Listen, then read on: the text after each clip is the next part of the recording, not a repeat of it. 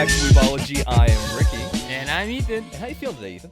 You know, it's rainy outside. It's been rainy a bit. It's pretty gross. I, for one, feel full and satisfied. We just got some really good Mongolian grill type stuff. And I was sick. Ooh, that was what I needed right in my moment. The best part is you Jenga your bowl to get as much as possible in there. Oh yeah, we they always like advertise that they have special plans like game plan recipe cards, but we didn't. We got every meat. Yeah, just make every it meat available. A just throw it in. A cacophony of carnivore carnage, and it was delicious. This is what I needed in the exact moment. So, okay, so today's episode is one that I feel like. It took us a little bit to sit down and decide on our answers for this topic, but today we're going to be talking about main characters we're not too fond of. Main characters, there's a lot of cool main characters in anime, but there are some that we are not exactly fans of, and we're going to talk about what main characters we hate, why we hate them, and what makes them a main character, if that debate is required for certain characters. And we're doing another over-under installment today. Who are we doing today, Ethan? Today is Izuku Midoriya. Young Midoriya. Young Midoriya. Young Midoriya, how did you get so cool? Yeah, so we once again consulted with RoboPat as, a good over-under candidate. He had previously given us Jiraiya. Yeah, he ran through the algorithm again and found that Young Midoriya might be a really good one to talk about. Yeah, and so I'm going to be taking the underrated approach. I'm going to be taking the mountainous climb of overrated. I don't know. Like we'll get into it, but I have my case made. So, okay. So first up. Well, actually, before any of that, I just wanted to quickly say, I think we both kind of felt bad about the spring 2019 episode. That was episode 7 because we really hadn't watched a whole lot of them. I mean, I feel like I did turn myself on to a couple because of that discussion. Right. So we actually both are current now on Kimetsu no Yaiba. Oh, yeah. Which is Demon Slayer. It's so good. Yeah, so so good. At the date of recording, there's 9 episodes out, and it's been quite the ride so far. I've loved it. I mean, it's felt so personal. The stakes feel very real, despite being supernaturally bound. It's been a treat, a real treat to watch that. It just feels like you're watching just art, Oh yeah, and it's by Unfotable, who did all the Fate series. So while the animation is stupid crispy, the CGI it is dumb crispy. The CGI is very tasteful, and I think the animators did a stellar job with it. So yeah, so I just wanted to give you guys a quick update on that because I remember last week we were going through and we're like, you seen that? Nope. I probably should watch that. Yeah, so we made an effort over the work week to get that done. Yeah, and done it was. At least we're caught up. So, we're gonna go ahead and start it off with I don't know if I want to call it hated main characters, but definitely ones that pissed me off. A general sense of distaste, yeah. I would say. It didn't leave a great taste in our mouths. So what are we including as a main character? What, in your eyes, groups a character in any given anime show that you would say, oh, this is a main person? Sure. So I think, to me, what kind of makes a main character isn't necessarily, for instance, in Naruto isn't the only main character, right? Right.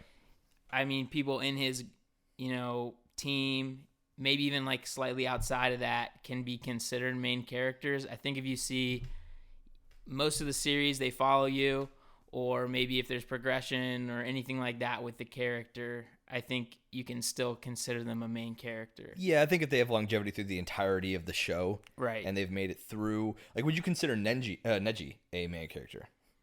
See, I would almost call him a sub-tier main character. Right, but it's just in the fact of just his story arc and how it ends and everything. It just feels very he could have been a mainstay for the entirety of the series, but Kishimoto used him right.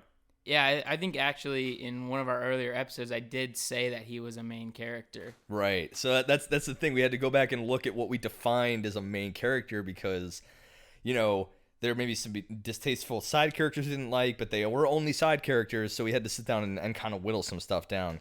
Right. So speaking on Naruto and Kishimoto, I felt like you definitely went heavy on some characters from his works. Yeah, so I don't think I'm alone in thinking Sakura is a complete waste of space. Man, I knew this was gonna come up. I I know she gets a lot of heat.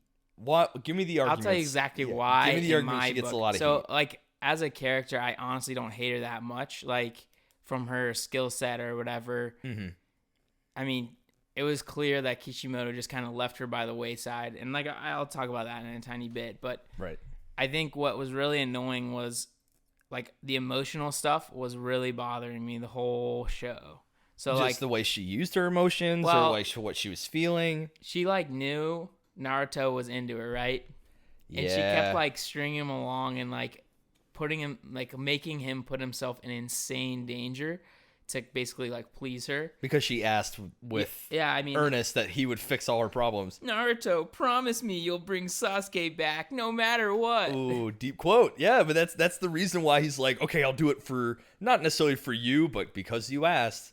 Yeah, so, like, really she's just a complete piece of garbage to Naruto. It was like she honestly wanted him to, like, die. Yeah, right. It was honestly insane. Like, Yeah, and she at kept- one point she said that I loved you just to get, like, to toy with him enough to get him to come back and stop this pursuit that like, she asked what him. an absolute monster. She asked him to do that. What a monster. That's so mean. And, like, it put him, like, that whole scene put him through such an emotional stressor that he passed out in the snow. Yeah, I'm not sure if, like, I don't think I'm transferring here or anything like that, but if someone did that shit to me, I would lose my effing mind. First of all, Dude, the mind games alone. Yeah, okay, so that is the main thing I've always heard, is that she's always been a real putz to Naruto and just kind of toyed with him to use, because she recognized he's way stronger than her at most points in the series. But, like, I think the other part of that really ticks me off is Naruto literally lets her do this to him. So, like, actually through most of the series, I was hating half of Naruto and I was hating half of Sakura. So Can you really? But the thing is, in Shippuden, he didn't really even. He didn't feel so susceptible by it, you know. He, like, saved her a couple times. She asked him to do some things, but it never felt like, only that one part in the snow where it felt like she was really. It was mostly the Sasuke retrieval arc from Naruto, the original series, where she was begging him to get Sasuke back. I don't know, man. I think it was annoying to me. So he goes away for like a year or whatever to train with Jiraiya. He comes back and he still has his, like, childhood crush on her still. Like, he still kind of acts like he wants to date her. Even in the war arc, when his dad comes over, you know, he uses Flying Raijin to catch up with him, and he's like, "Oh, are you his girlfriend?" And Naruto's like, "Well, you and know," punches the shit out of him. It's like, dog. I like if he would have, like, doubled down on it, and she's like, "Yeah, this is bae. This is Absolutely respect this man. He saved your ass so many times." Oh yeah. But you know that it always had to be Hinata. In the end, like, you know, I don't it was know, man. I feel like that was like, I almost feel like they shoehorned that in out of nowhere. It almost feels like now she's getting, like, countercucked by Sasuke because he just is never in the village in Boruto. I know. And, like, he'll just pop she up. so deserves it. Like, there was an episode in Boruto where there was a parent-child day, and he, I don't know, he like just only comes home. He doesn't even go talk to Sakura. Yeah. At all. He just is in the village and you'll never go see her. And then he'll just split. Whoops.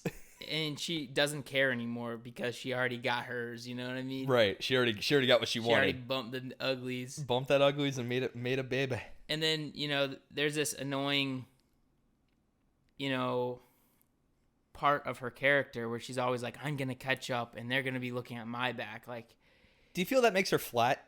That particular, because she kind of gets close.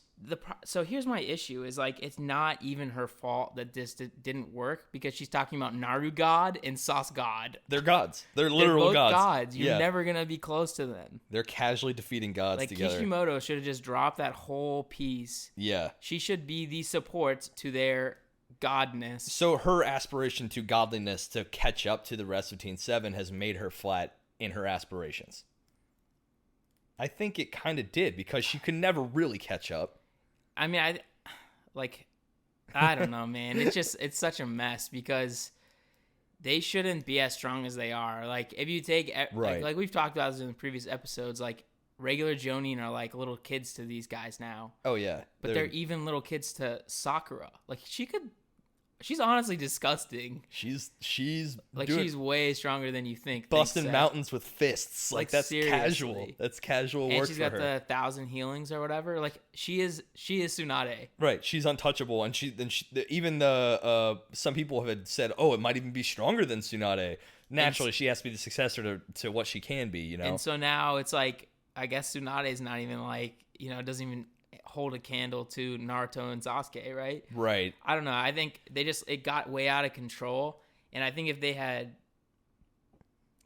done a better job of keeping the power from just like skyrocketing, she wouldn't have had to keep up. She would have actually played it like... I think she would have kept up fairly well. Right. If it didn't escalate to a wild degree. Like, let's think like, I don't know, early in Naruto and Shippuden, and take her from the war arc. I think they're very comparable. Yeah. No, I agree. And I think, I guess that's it. It's what you said, is that she only seemed a little flat because of the surrounding strengths that she had to keep up with, and she did her best up until the very end.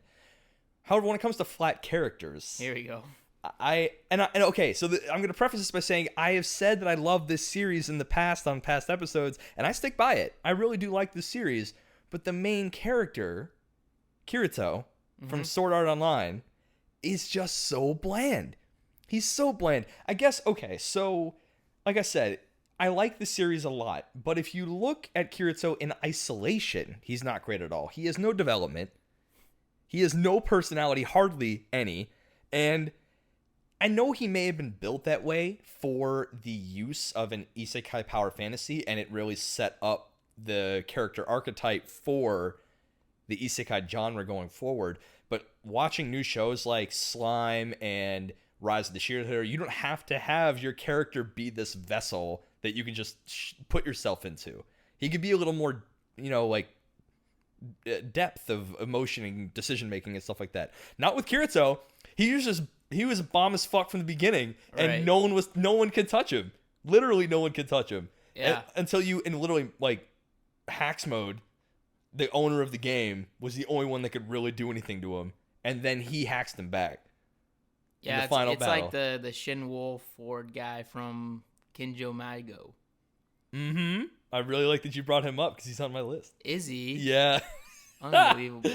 I knew that was going to make you like, what? Come on now. But yeah, so Kirito, he's the archetype. I get it. But those archetypes, they rely on the setting and surrounding situations to shine. They as characters don't. You can't drop, like if you drop Kirito in a Hunter x Hunter, he'd get his ass wiped. But if you drop Gon into Sword Art Online, I bet he could figure it out and like use his head, use his character and the kind of person he is to prevail and succeed. But how? He's a level 99 Black Knight. Exactly. That's what I'm saying. I think Gon can be level 1 hundo. He can get that. My God. He can take that extra step because Gon's that good of a main character. You can't drop Kirito into anything else. It just wouldn't work. It only works because he's in that setting, that particular thing. Because what's his real gift? Oh, his reflexes are really good. It's godly. He was a beta tester. He knew about the game before anybody else. Screw that. That's circumstantial. That doesn't make for a good main character. It just means for your basic ass otaku dropped into a situation where he is going to shine. Yeah. So he's just flat to me, man. Like everything else is great about that whole first season, but yeah, I almost wanted to say Asuna, but I almost don't even consider her a main character. Dang, it just didn't feel it. I didn't feel it from her, even if everyone calls her best girl. But whatever. So my next one is God Usopp from One Piece. Okay. So hit me with your reasons. I know you haven't watched it, so I'll give a little bit of an explanation. Yeah, no, so I'm also learning with y'all. Let's follow along. Usopp is like one of the original members of the Straw Hat crew. So okay. I think he's like number 3 or 4 to join. So he's early on the crew, right? And he is the most whiny character, the absolute most annoying character, the most like piece of crap character. What's his aesthetic? Is he the skeleton fellow or no? the He's little... a long ass nose with the like fro. Oh yeah, I kind of like him. He reminds me of Dan Avedon from Game Grumps a little bit. Oh my, he does, I guess, but he does. So anytime they have anything they have to do, like as a crew, he'll whine and moan about it, and he'll be like, "Oh my god, so scared, so scared." He's really, he can't be that whiny, right? I mean, seriously, watch a arc and you'll hate him. I guarantee. Is he just there to be the Chucky from Rugrats? Like, I don't think this is a good idea. He's like always the dissenting voice, or is he just? He's always a dissenting voice, but I don't even know if it's like to add to the story. I honestly don't know what he's there for. Does he get any cool? Does he keep up? Is he a good combatant? Like, it is a shonen. No, one he's of the big ass. He's ass. He'll luck into things, and it's like unreal. Oh no. So, like, essentially, there's been, I don't even know much character growth. Like, he's stopped being as much of a wiener, like past Dressrosa, which is like 600 episodes in, but he's still like a complete wiener. Like, he has become powerful. Okay, and he's still a wiener. So he still acts like he's a wiener. No. He still is a wiener. Oh no! So that goes real deep, right to his bones. So like, he has like a few, skirmishes with his own. What's team. his best feat that you know of? Like his best combat feat that he helped his friends and saved the day. Did he ever make himself work that way, like to be the hero of the day? Like as an accident. So he's like the One Piece's Jar Jar Binks. Jar Jar Binks will literally fall ass backwards into success. Yeah, but Jar Jar Binks was actually a Dark Lord of the Sith, so... We're going to get into conspiracies now? We're going to do this? Anywho, I love that one. It is really good. Check us out on our non-existent X podcast. It's about Star Wars. It's Star Schmucks, and we talk about Jar Jar Binks' synth connection conspiracy. No, but Usopp will literally whine about anything. Like, anything they have to go do, he'll whine about. And then he'll his whole like character is he talks a big game. Okay. But then he'll like run away or hide or something like that. He has done helpful things throughout, but it's like sprinkled in between him just bitching and moaning all day. Oh no. I don't know. Just to me, I couldn't get behind it. Okay. Pat Bot got like more into his character later on, and like he becomes a strong member of the crew. The issue is he's still a whiny bitch, and I cannot stand it. He's still a whiny bitch. Like, I don't know. For me, annoyingness in characters where they just like whine for no reason is super, super big turn. Was it because he was faced with threats that him alone couldn't handle? Like, Luffy's the one always kind of really coming in, or Zoro, or really coming in and doing something about it. But. I mean, honestly, until later in the series, he can't do anything by himself for sure. But that's sad. So he's just kind of there as to impose a surface level sense of threat. Like, oh no, we're never going to win. How are we ever going to defeat this enemy? I think he's honestly there for like some like comedic relief of sorts. Yeah, relief.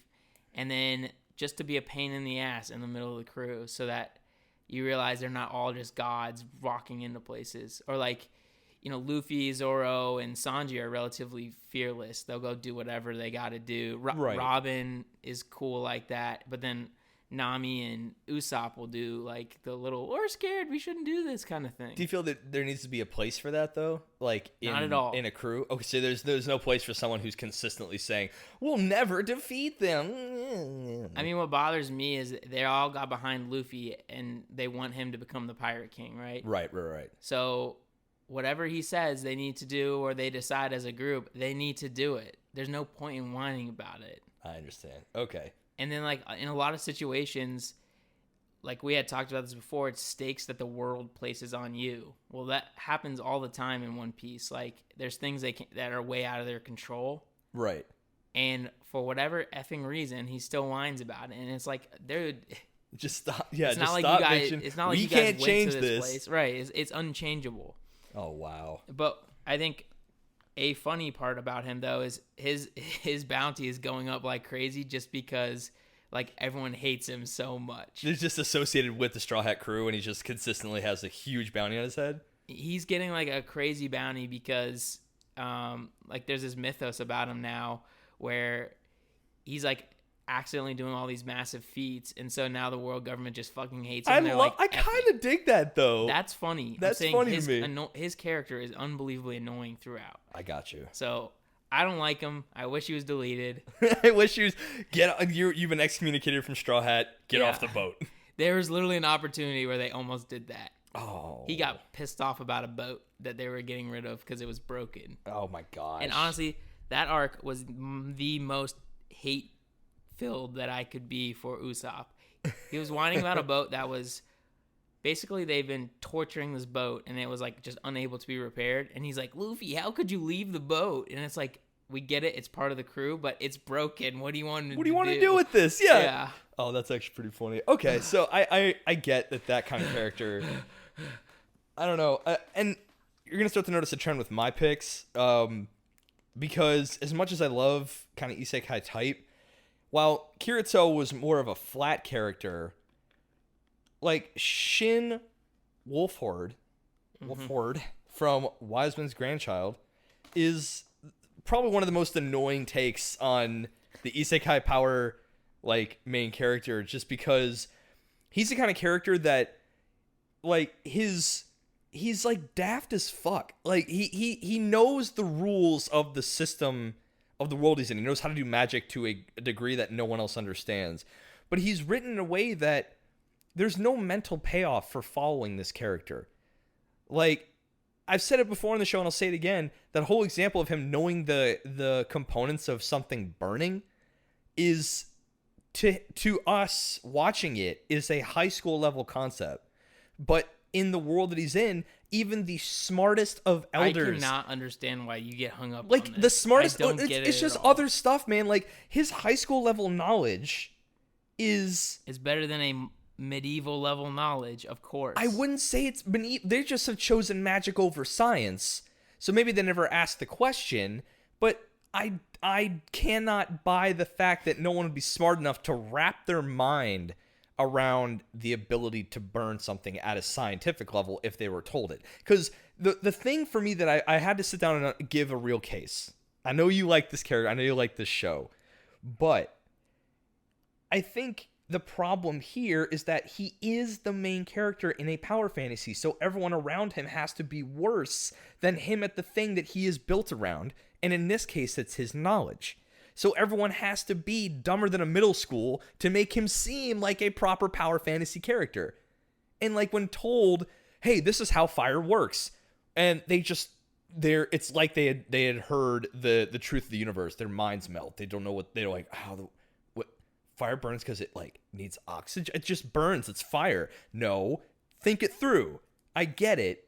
If people see him as a prodigy, then they listen to him and they can't even wrap their mind around it. It just makes every other character look dumber by extent of the writing. Here's the problem. If you have no foundation of chemistry or science, you're not going to understand the concept. It's like, well, you are basically adding oxygen to fuel and using friction and heat to heat up the atoms and cause fire. So, so piggybacking off of that, I get that if they have no foundation in chemistry or science, I understand why that'd be a wild concept. But what that makes me as the viewer feel like is that someone from our world, if we were put into that world of magic would be baby shit easy. Yes. So basically, it's not...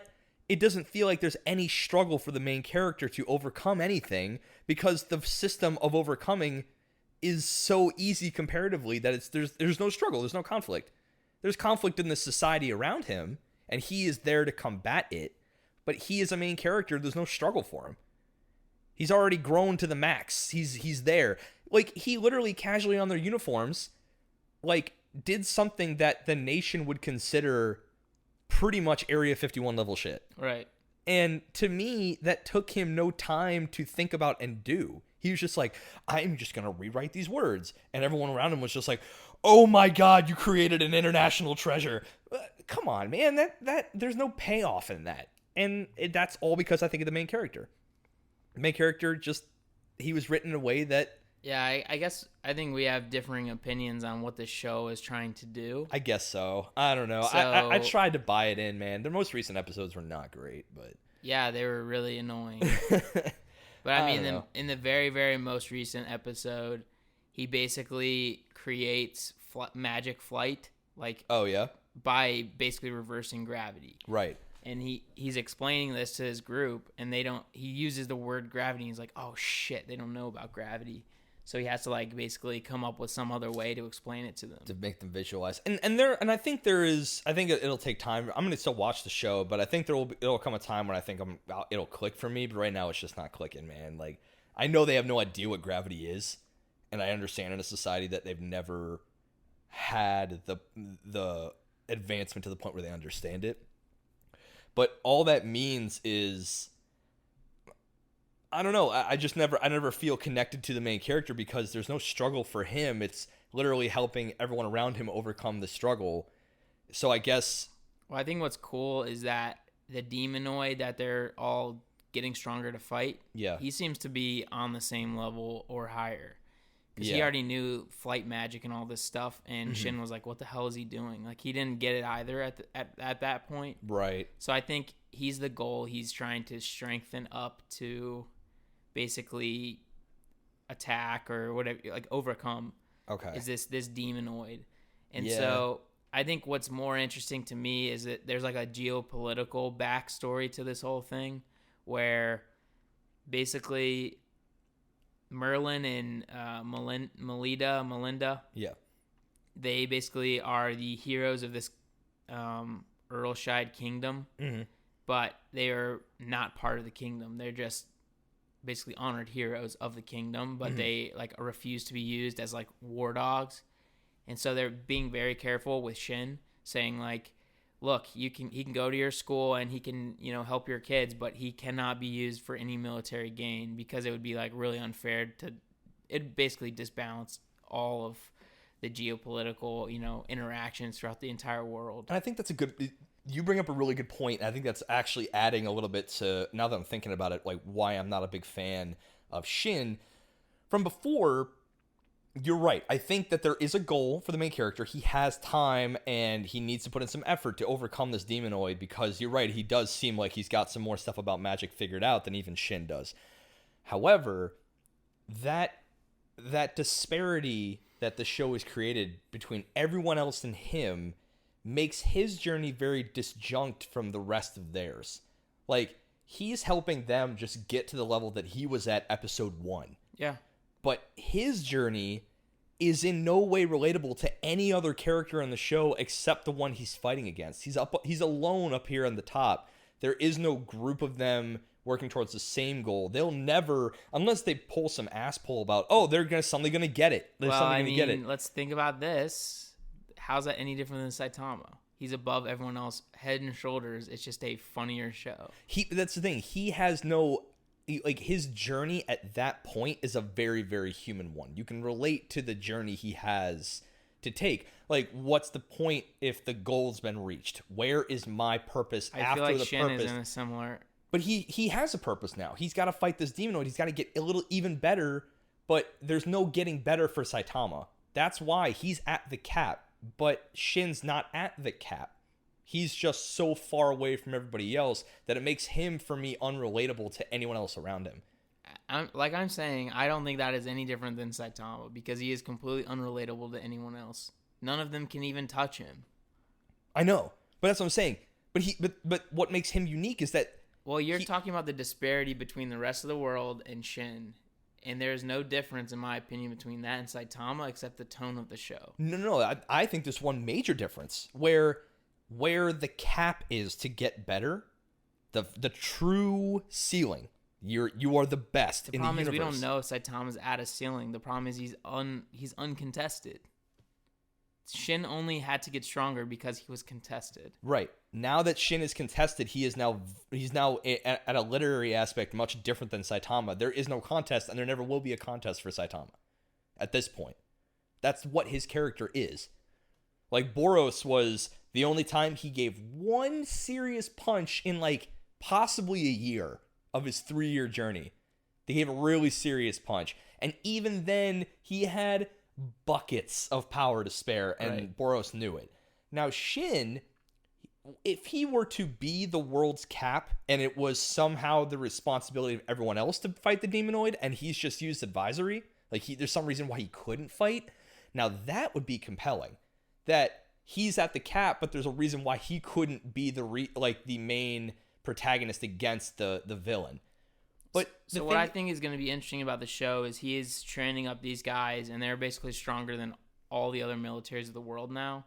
Right. So I'm thinking he's destabilized the geopolitical kind of atmosphere. Yeah. Because they said, look, we're not going to we refuse to use Shin, but he's just made all these guys basically mini Shins. So, right. It's destabilized whether they're going to let him join the fight or what, right?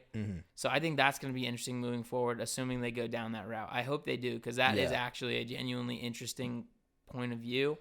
I think if we just only see Shin fight the big bad demon, I don't know that I'll enjoy the rest of the show either. I agree with that. I think it's a very geopolitical debate at this point. I could not give two shits about Sicilian Claude and their little love thing. I couldn't care less. I just don't. Yeah. I'm just finding it interesting that they're basically making all these people promise not to use Shin as a weapon, but he's still he's trying to be the weapon. He's dropping little marbles of information that they're like, oh shit, we could totally do that. Yeah. And whether he's meaning to or not, he's giving them an unbelievable advantage over the rest of the world. Yeah. And that is what I'm interested in seeing. Okay. Yeah. So like I said, I'm going to keep watching it, but they're at a crossroads with this character Shin. If they take it in a number of directions I already see, then it could instantly make him compelling enough to try to follow him to the end. As it is right now, he just doesn't strike me as unique in the slightest. He's not gripping it for me. So, okay. Any other honorable mentions? Yeah, I actually have two little honorable mentions. If you guys like this segment, we can go in depth on the rest of our honorable mentions or other characters we don't some other like characters and on the list, other things. We went a little heavy on Shin, but That's thought fine. it needed to be said. I Because get it. we've I know. talked about it a lot. Oh yeah. So He's a Shin daddy. I hate Orihime. Oh yeah? Do From you really? Bleach. Come on. She is so effing annoying. What makes her annoying? I mean, she's like Sakura 2.0, except whiny. Disrespectful. She is way less useful than Sakura. She's a beautiful woman. She's freaking hot. She can turn reality back on itself. Yeah. What an OP power set. Okay, but remember, she's supposed to have a defensive ability, an attack ability, and then that time warping like ability. a healing that reality denying healing ability. Which, by the way, what the hell? Anywho, But it makes a lot of sense. the attack ability gets killed. It sucks. It's so bad. They kill it. But her shield and healing it becomes the best support character of all time. I love it. Anyway, she just whines so much, and she loves the crap out of Ichigo, but won't say anything to him. Take notes, class. Ethan, as a professor, has a general distaste for whining. Yeah, whining is Just a pain general in my whining. ass. I'm not a fan of poorly constructed power fantasy characters. I have one more. Do you have another one? Yeah, let me crush one more. Ash Ketchum. Ash Ketchum is one of the worst anime protagonists of all time. One of the worst Pokemon traders. He of all sucks. time. He sucks. So, no, seriously, he's underwhelming. I know he's 10. Shut up. I know he's 10. Everyone, shut up. I know he's 10 and probably 18 plus at this point. But he's underwhelming. He makes it to several league matches and just gets busted. Completely bodied. And I wonder why. It's because he doesn't I know it's going into metas, but he doesn't. He does not grasp typing. No, he doesn't know shit about typing. He doesn't know anything about breeding a Pokemon to be a good fighter. And also he releases all of his strongest Pokemon. It's unbelievable. Here's a list of the people he's. I know. So yeah, Charizard, Butterfree, Pidgeot, Lapras, Greninja. Are you kidding? They have such incredible battle potential. That's a team right there. Plus Pikachu. When he got rid of Pidgeot, I seriously was like, I'm gonna kill Dumb. your ass. So I dumb. will kill you. And when he got rid of Greninja, I was like, dude, you unlocked a new type of evolution that barely anybody in the entire universe of Pokemon's ever seen. And it requires a deep connection with that Pokemon to gain that power. So what do? Peace, dip, get the fuck out of my world. I got new Pokemon I need to shove inside my party. Yeah, that was a pain. Here's a fun, you know what? Just a total side fact. a little trivia for you, class. Who is the Pokemon who has the highest KD? KD? Kill death. KD, like winning percentage in battles for Ash. It's probably Tauros. Tauros was close. It's Infernape. Infernape was the best buster he's ever had and has won more matches than any Pokemon versus their total matches for him. Because at first I was like, maybe Kingler, and I'm like, no, he loses every freaking match he's in. When he got Crabhammer and Guillotine, that was pretty good. He still lost. Yeah, I know. But yeah, Ash Ketchum, trash Pokemon trainer, not a great protagonist. Okay, and then one last one for me, Lambo from Reborn, Hitman Reborn. Mm-hmm. He's just this, like, basically, he is one of their... Lambo is like the little cow kid, right? cowboy. Yeah, I like him. I do like... I think he's funny. He's funny, but he's a pain in the ass. He just whines and cries all the time. Basically, his only battle potential is when he gets his future self, right? Yeah, that's really it. But, like, I mean, that's the point.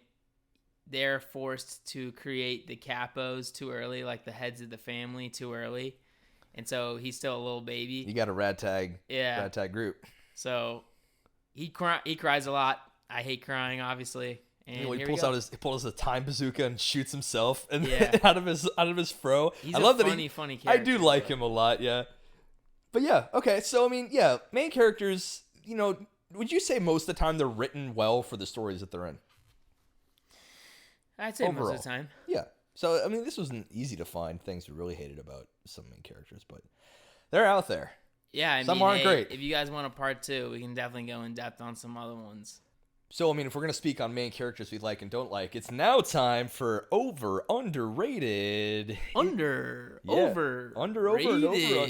Over and under. So, as you know, this segment is where we each take a stance on a character that we, from a show we've seen very intensely, and depending on which side we get, we build a case for them being overrated or underrated.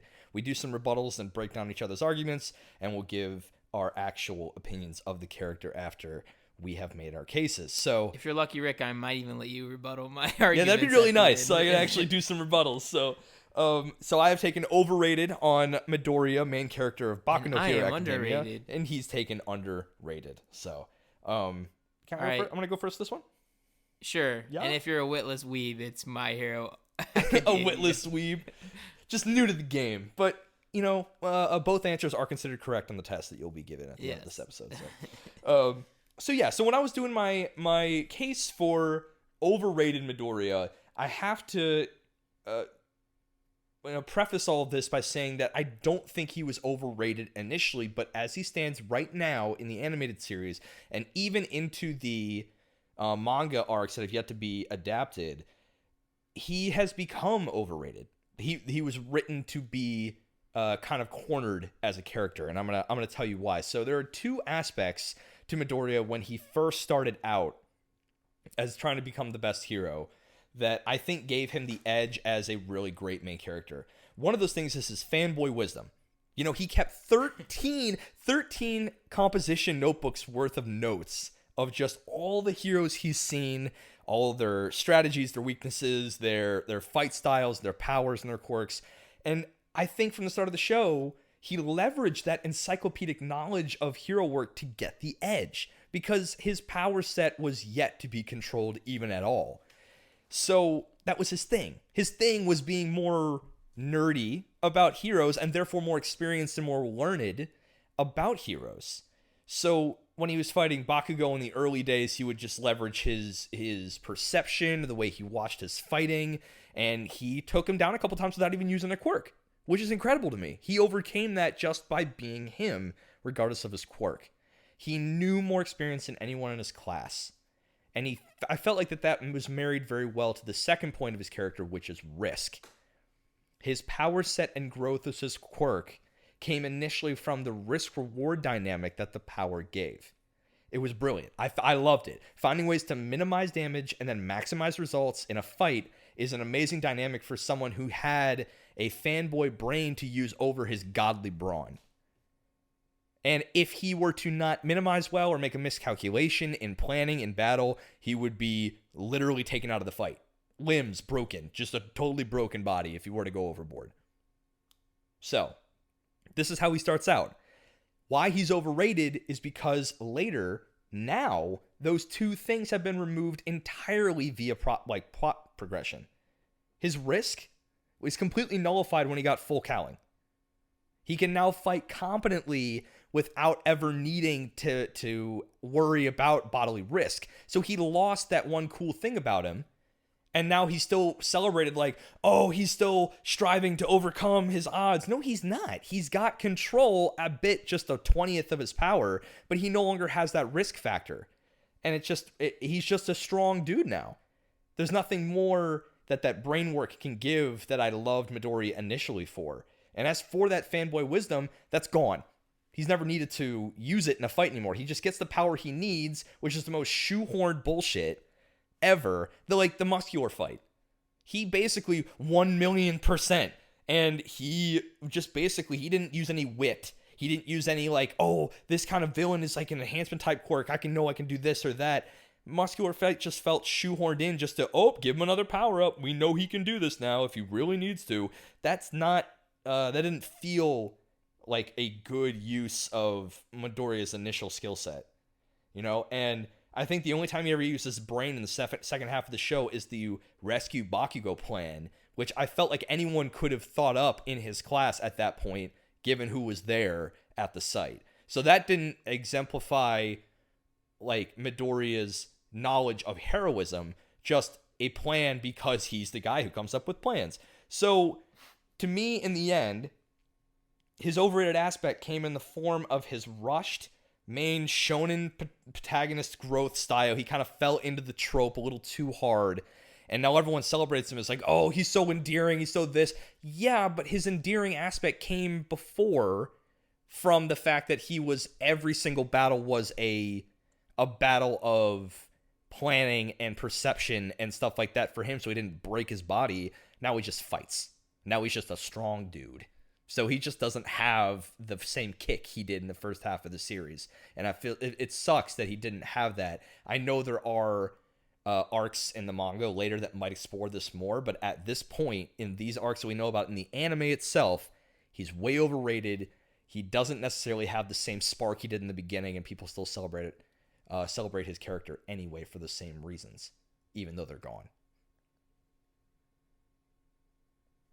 Deuces. Okay, interesting. That's my take on him. I'll be real. When you started off by calling him underrated, I was like, where the fudge is this going? It's because he's underrated initially, or he's just a great character initially, has made him overrated because people celebrate him for stuff that doesn't apply anymore. I know. I was just like, so are you just making my point for me? Yeah, like, what's happening right now? But yeah, okay. So let me hear your underrated. So the reason I think he's underrated is Midoriya starts off as a complete quirkless dweeb who wants nothing more than to be a hero. He characteristically will run towards danger rather than away from it. When the slime monster captures Bakugo, he runs straight to him without thinking of his own safety. This leads All Might to bestow his powers upon him. So, essentially, like you've mentioned, his character early is basically like pure hero, except he has nothing to no special powers essentially to use. So he was born in the basically worst case scenario for him as a massive fan of heroes, a massive lover of the hero genre within this world, right? His willingness to help regardless of the repercussions is where Bakugo starts to resent him. He seems to have no regard for his well-being and is weak, but rushes to help, unlike Bakugo, who has all these, special abilities, necessary to dominate, but is kind of an edgelord about it. He's pretty edgelord, I'll give you that one. Yeah. And so I think since his body is completely, I guess, human in this weird world where everyone else isn't human, basically, he has to train super hard even to be able to use 5% of all for one.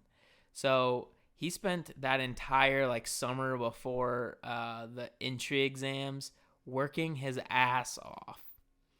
I mean, think about going out to a beach and just cleaning up all this disgusting shit every single day. For like what, 10 months? It was like a long ass time. Yeah.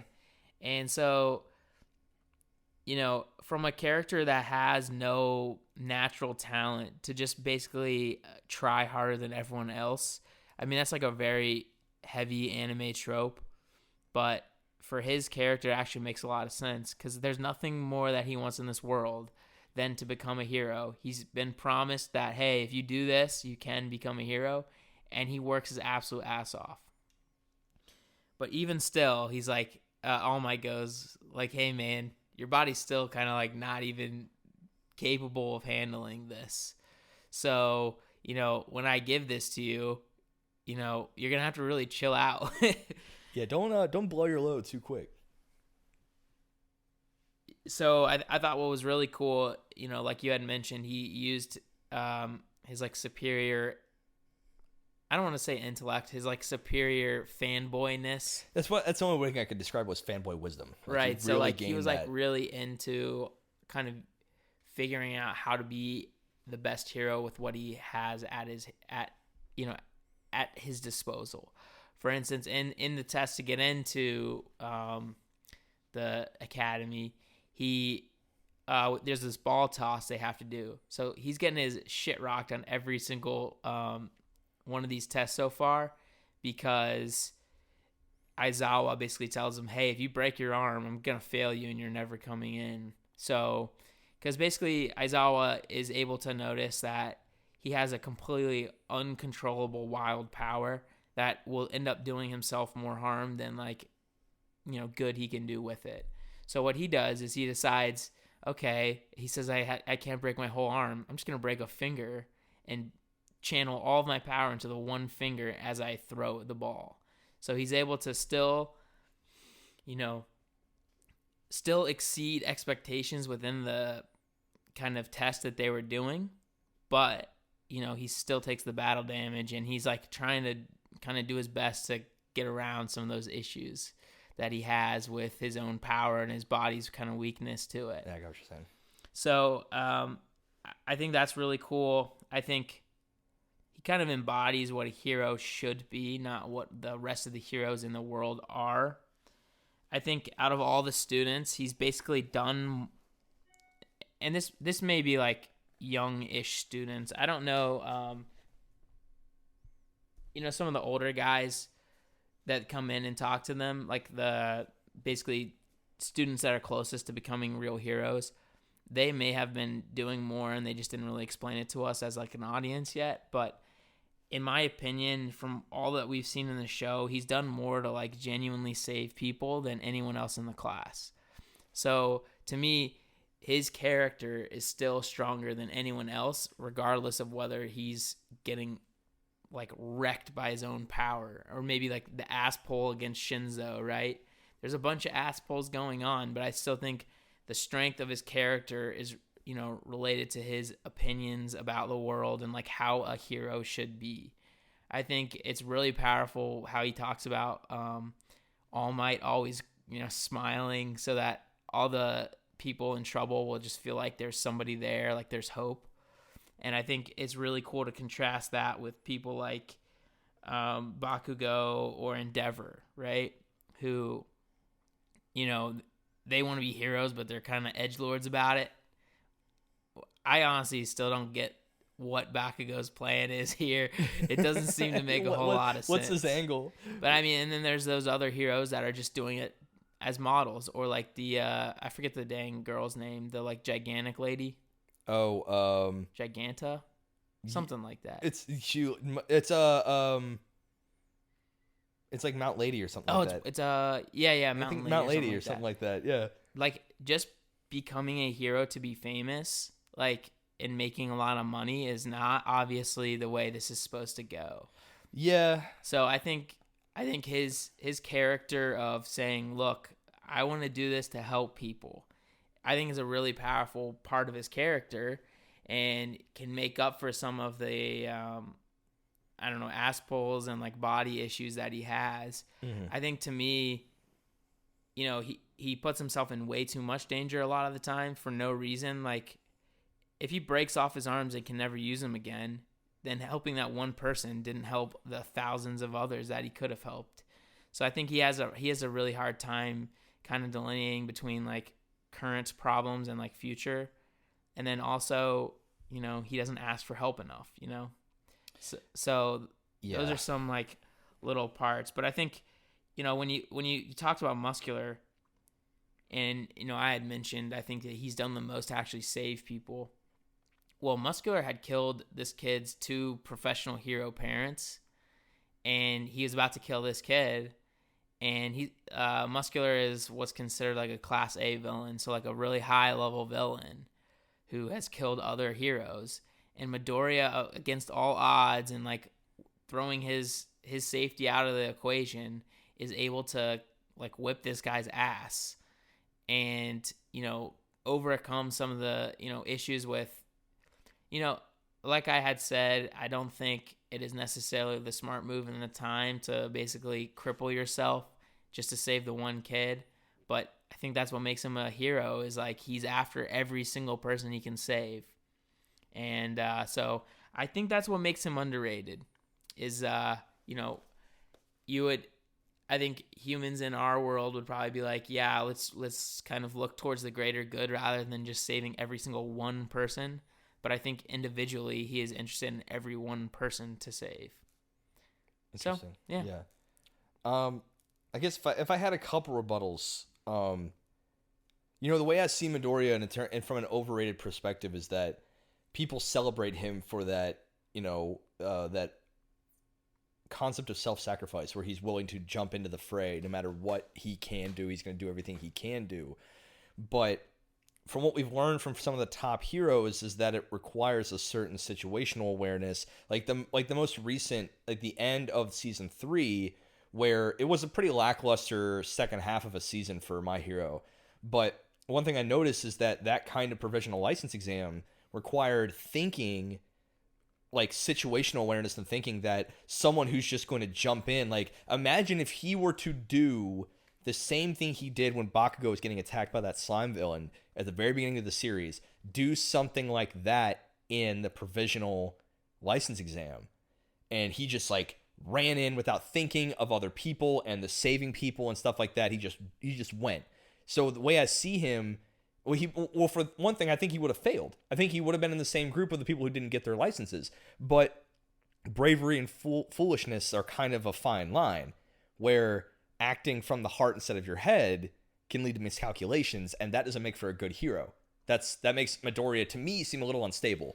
Right. I'd want someone to go into the situation and use their head a little bit, and be like, okay, maybe this person's in immediate danger, but this person is. But if you were to eyeball that one person under some rubble and someone else getting attacked, and he sees that person first and he's closer, like, all right, I'm gonna go help him while the other one gets munched. Yeah, I mean, I was pretty actually pissed about the way that whole license exam went from Midoriya's standpoint. A lot of people didn't like that. He didn't really do anything. He kind of surprised Killer Whale there for a second. Yeah, but it was like kind of like a Killer Orca. Killer Orca. Yeah. No, Gang Orca. Gang Orca. That's it. The dopest name. He is one of the most like people. So cool. Dude, Twitter lit up about him. Like a bunch of girls were thirsty for Gang Orca. What the? I'm not kidding. You can go to Twitter right now and look up Gang Orca. Absolutely will not do that. I'm not talking to you, Ethan. I'm talking to the fans. Oh, sorry. Homework. Go do it. Go look up Gang Orca thirst on Twitter. It's kind of homework you have in this class. No, but I think what is interesting about what you just said is I think his ideals are suited more for his eventual power. Like, for instance, All Might can do whatever he wants. Right. You know what I mean? He has the power to do whatever he wants. He has the power, speed, yeah. whatever, to like not really be concerned with not saving just one person. Do you know what I mean? Right. And I think it adds to the overratedness. Like, people like celebrate him for that particular run into the fray aspect. When you kind of sit down and think what makes for a good hero, it needs a little more foresight and tact. And that's a little foreshadowing to the season 4 that's coming up with the overhaul and that whole arc. Yeah. That's going to be one of the most amazing arcs of the show, if not the best. I am excited for it because I think it does fix a lot of the problems that I saw with Midoriya's character.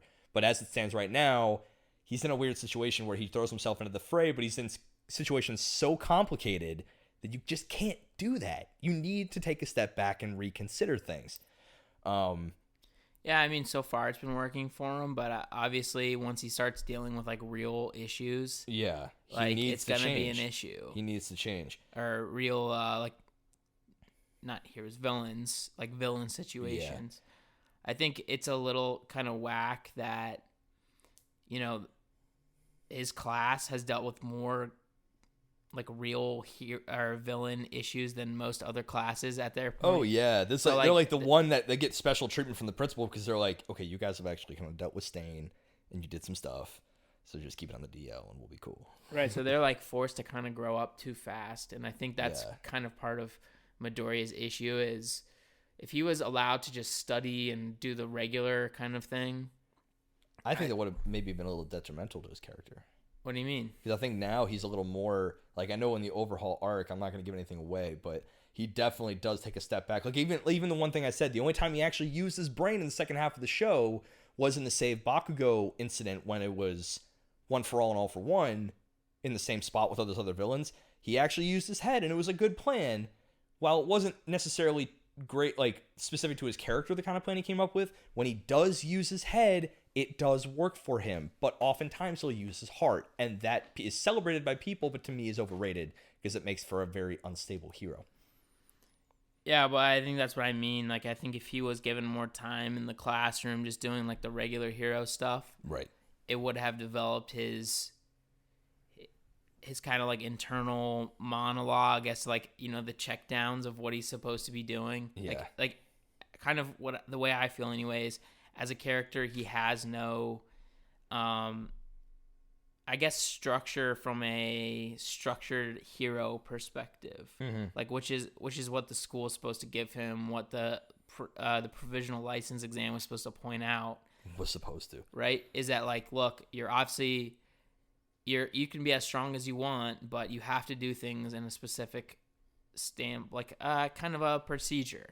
Right? Like yeah. He has no procedure beforehand. Right. But I don't know that that's necessarily his fault. It's just that at this point, he's had so much shit go like batshit crazy wrong with him. Like these random ass villains are constantly after the dude. Like, of course, he's going to have to just come up with something on the fly. And I think that's where his, you know, composition books of all the heroes crap really helped him. Right. Was he hadn't been in school long enough yet to really learn anything. So having been like a lifelong learner had really helped him out then, but I think it was detrimental to him overall because now his arms are basically useless. Like he's hurt himself so much because of all these people attacking. Right, and that's the thing. It doesn't seem like his willingness to save others at any cost has been obviously detrimental to both him physically and his performance.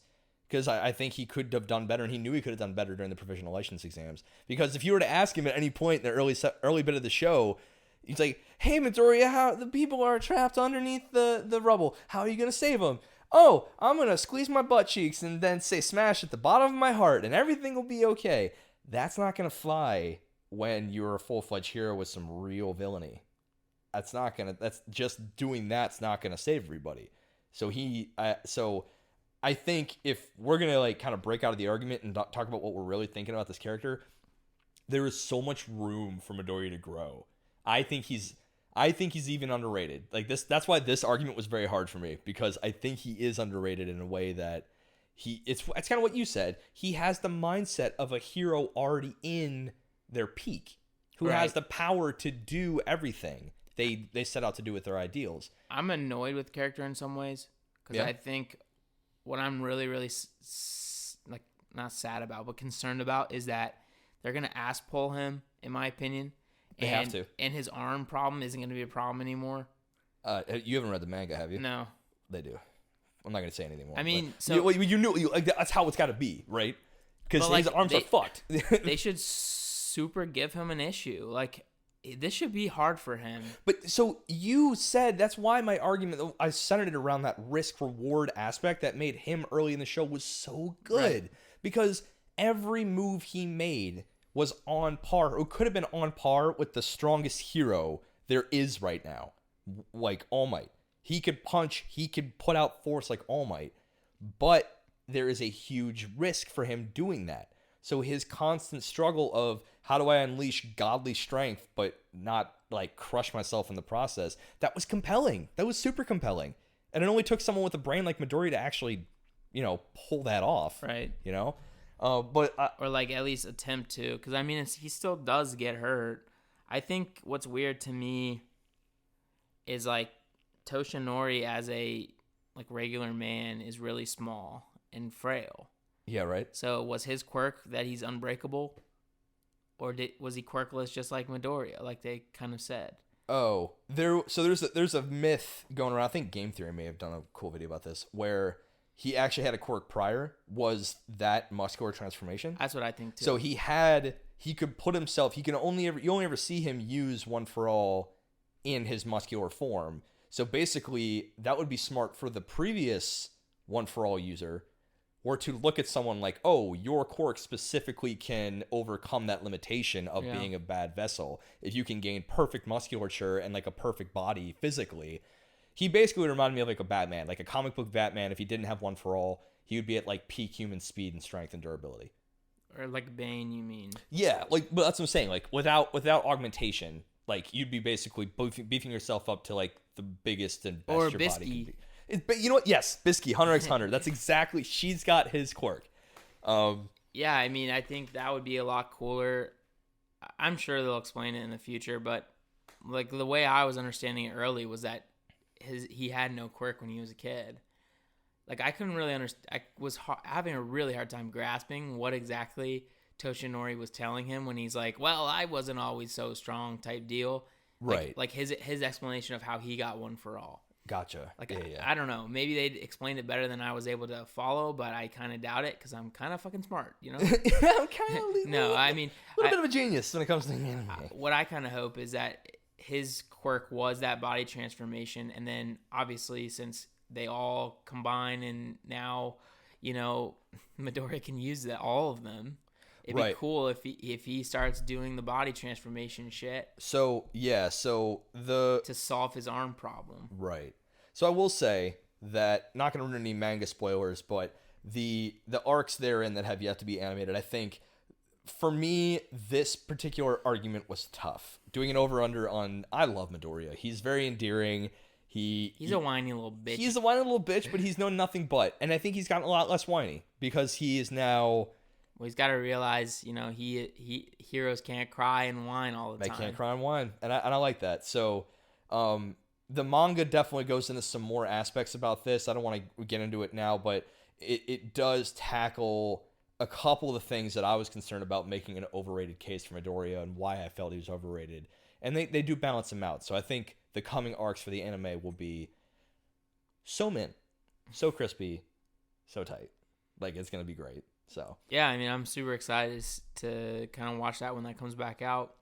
I mean, I love the story so far, and maybe he's not the most endearing character at times, but I think he suits the needs well. Well, I mean, it would also be kind of like if we all of a sudden lived in that world and got a quirk, Right. Well, like, we do. Yeah. We would be in a similar boat. Because I know if I was in that world, I'd be studying the shit out of quirks and like all the heroes too. Yeah, it's insane. Yeah. So I think that's pretty relatable in a lot of ways. Oh, there's nothing to say. He's very relatable. Right. Like, yeah, he's one of us, so to speak, in a superpowered world, and he's the minority. And then he's willing to like constantly help Bakugo, even Bakugo's a jackass. That sucks, man. Like for no reason. I do like his character arc though. Bakugo's is pretty cool. I think I like him as a character. I just wish he was like he's edgelord for no reason. They have given zero reasons for why he's a complete shithead. Right. But maybe at some point, maybe after season 4, we can do a nice little in-depth on My Hero Academia anime as it is right Yeah, now. sounds good. Yeah. So well, guys, I really enjoyed this. I hope you did too, Rick. Oh yeah, it was a good time. Well, I always love doing over/under. Always love talking about things we hate. Yeah, so makes it real easy. If you guys did like the first half, please go ahead and tell us somehow that you want us to do more. Yeah. More, expand upon our characters we hate or annoy us or something like that. Yeah, we're kicking around the idea of getting a Twitter, and we got some other ways of social media reaching out. We're gonna start asking y'all some questions to respond at the end of some of these episodes. If you're listening to this, then you can find our Weebology Twitter, which in some episodes we'll give out. What main characters do you hate? Why do you hate them? Yeah, Like, why do you hate him? That's a great That's question. a big one. Why do you hate him? And if it's someone that you feel like you need to justify as a main character, do that too. That was one thing we were talking about. Right. What makes a main character? So it's an interesting question. How do you feel about my young Midoriya too? You think he's overrated? Think he's underrated? Think he's perfectly rated? Give us a little tweet. See how. Yeah, I think it would even be cool if you're doing like, oh, season 1 he's overrated, season 2 he's underrated. That's kind of how I took my argument. That's really the best cool. way I could take my argument. So yeah, in the future maybe we'll hit up social media for some questions and see if we can do a whole episode on maybe a bonus app on Q&A. Sounds good. So guys, thank you so much for listening. Thanks We're for coming on to class. Apple Podcasts, Spotify, Google Podcasts, Stitcher. Yeah. Please Go ahead, do your homework. Go look up Gang Orca Thirst on Twitter. well, maybe not. But It's up to you. Please rate our podcast if you can on Apple. Yeah, 5 stars helps 5 a lot. stars ideally. Yeah, 5 stars. Would be But if you want to give us 5 stars and then tell us how you really feel, please feel free to do that. Yeah. But I mean, ratings really help podcasters grow, and we're having a lot of fun making this. So giving us some incentive to continue to go is super dope. Yeah, you actually eat stars with milk as cereal in the morning. So help this poor boy eat some breakfast. I'm so hungry. I'm so hungry. Give me stars and milk. All right, guys. Thank you so much for listening. I was Ethan. And I was Ricky. And who knows what we are now. You've been learnt. You've been learnt. Pieces. Deuces, I mean. Deuces, I mean.